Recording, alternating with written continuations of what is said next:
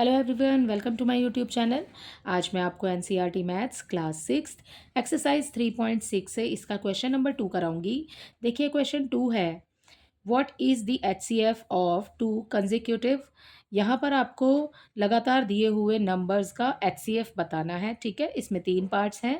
First में दिया है नंबर्स, सेकंड है इवन नंबर एंड थर्ड है इवन ऑड नंबर। सो इसका फर्स्ट है अ नंबर। ठीक है, ए पार्ट में यहाँ पर आपको दिया है अ नंबर। ठीक है, देखिए इसके एग्जाम्पल में आप कोई भी नंबर ले सकते हैं, जैसे कि मान लीजिए 2 3 ले लेते हैं।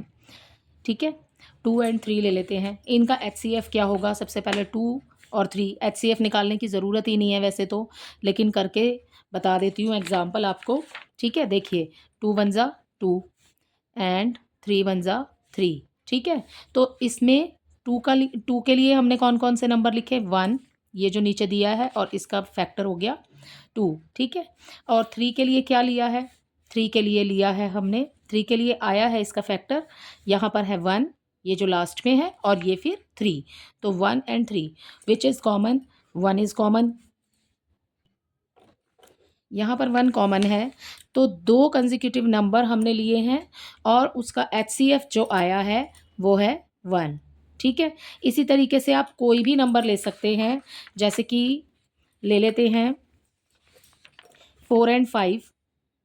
ठीक है, 4 एंड 5 ले लेते हैं। अब 4 और 5 दोनों का ही सॉल्व कर लेते हैं। ठीक है, 2 2 ज़ा 4 एंड 2 1 ज़ा 2। ठीक है, तो यहाँ पर फैक्टर हो गए 1 2 एंड 2। ठीक है, 5 का देखिए, 5 1 ज़ा 5।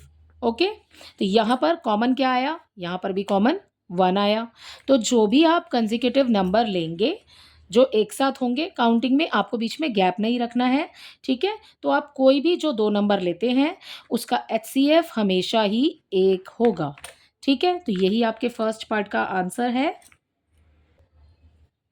सो आप लास्ट में लिखेंगे यहाँ पर the common factor, HCF common factor ही होता है, the common factor of 2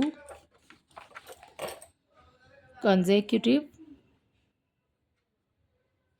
number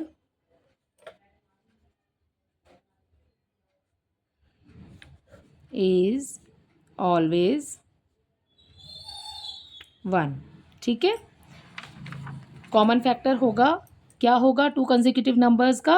always 1। ठीक है, एक होगा। सेकंड देखिए, बी में आपको दिया है इवन नंबर।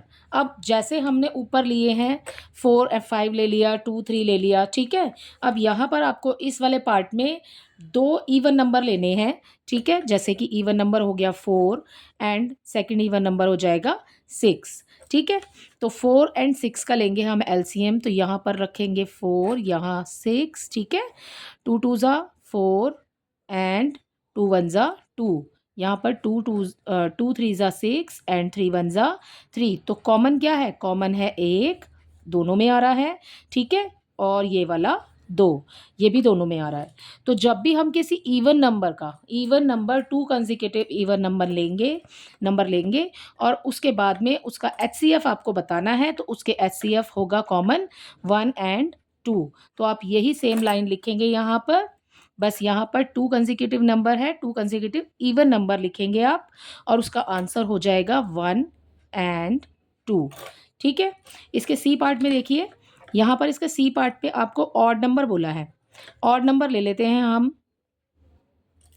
ऑड नंबर, कोई भी 2 ऑड नंबर, जैसे कि हो गया फर्स्ट 3 एंड सेकंड हो गया 5। ठीक है, ये कंसेक्यूटिव ऑड नंबर हैं। तो हमने यहाँ पर 3 का कॉमन लिया, 3 का एचसीएफ लिया। ठीक है, फैक्टर बनाए पहले उसके, तो यहाँ पर आया 3 एंड 1। ठीक है, एंड यहाँ पर हमने 5 के लिए किया जब सॉल्व इसको, तो यहाँ पर 5 और 1 आया। ठीक है, तो दोनों में कॉमन क्या है?